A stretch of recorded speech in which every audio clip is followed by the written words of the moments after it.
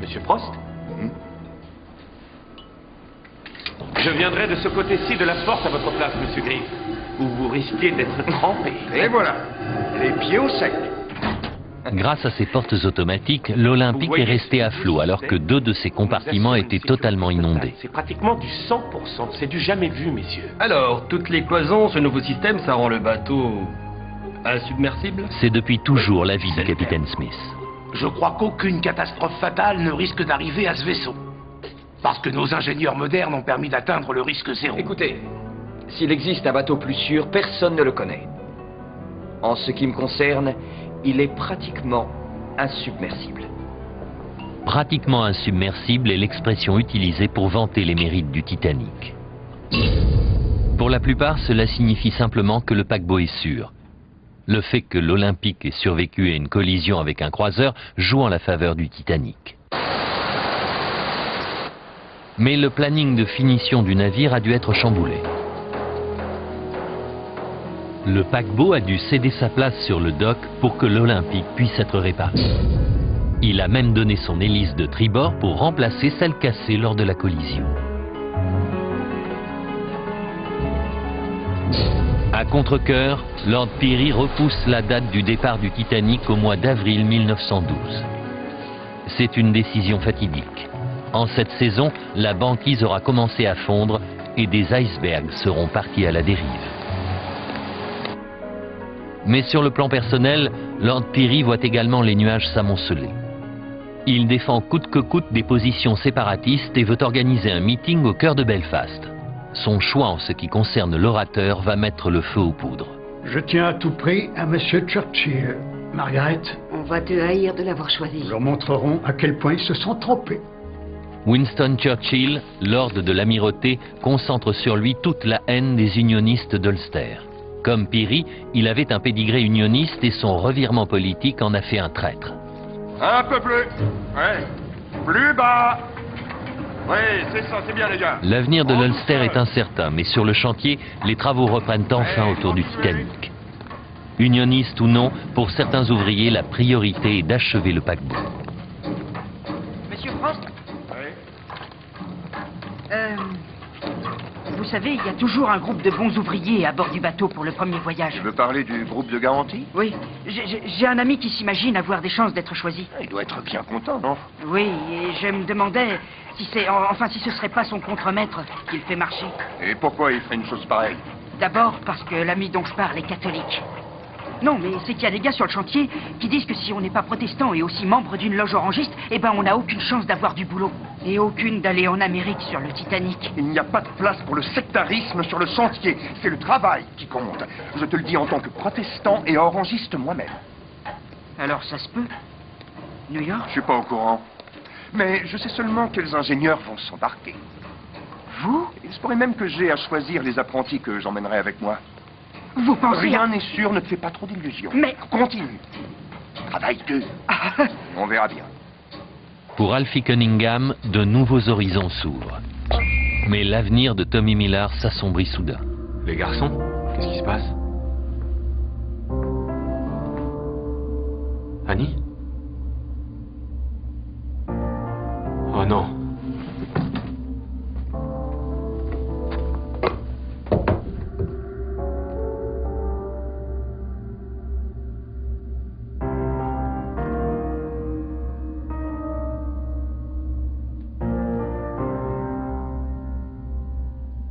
À sa mort, Johnny Millard n'a que 32 ans.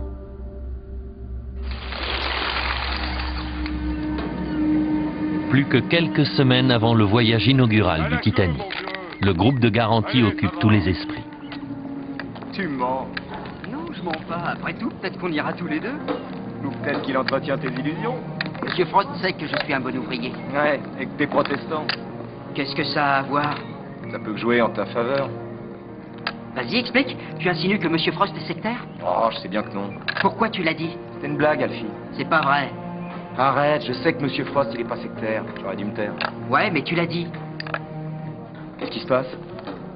Il fouille tous les ouvriers. Pourquoi ça avance pas? Les fouilles sont monnaie courante, mais les unionistes se préparent au combat avec n'importe quelle arme. Allez, collègues, ils pensaient pas à mal. Les rivets qui assurent la solidité du Titanic sont aussi des munitions meurtrières. Tandis que Lord Pirrie s'apprête à accueillir Winston Churchill, l'ambiance à Belfast est de plus en plus explosive. 10 000 soldats ont été appelés en renfort. Margaret, je me dis que si j'avais pu prévoir, je ne suis pas sûr que j'aurais... La menace de violence, l'intimidation sont une honte en soi, William. Ils tentent de réprimer la liberté d'expression. Tu dois réagir, tu ne vas pas te laisser faire. Il n'est pas question que je leur cède. Pirrie et Churchill se retrouvent confrontés à la fureur des unionistes.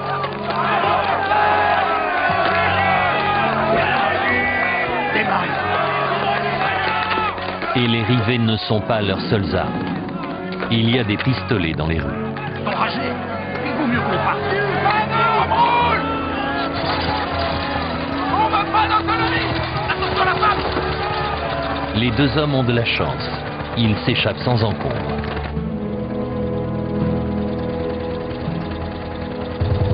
Mais Lord Pirrie n'avait jamais été vaincu auparavant. Ce jour-là, tout a basculé.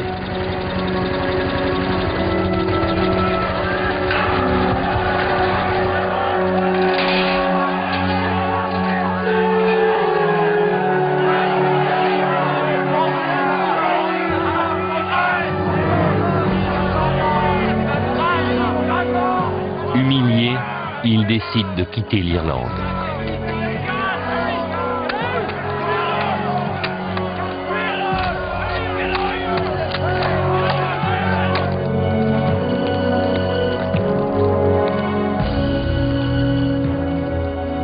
L'homme qui a conçu le Titanic, le plus grand constructeur naval au monde, ne reverra jamais son navire.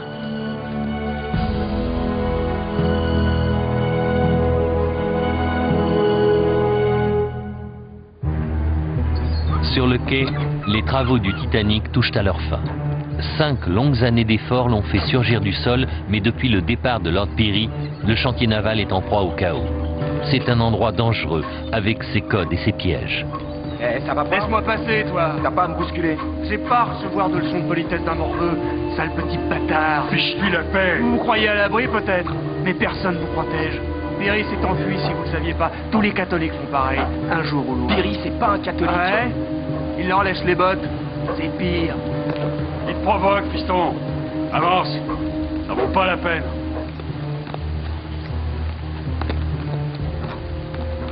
Pour les unionistes, le Titanic est devenu un navire britannique. Mais pour les nationalistes, il est irlandais. Le monde est en train de changer.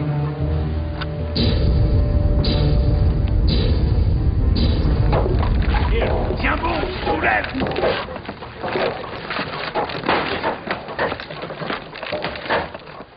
Ah, monsieur Millard.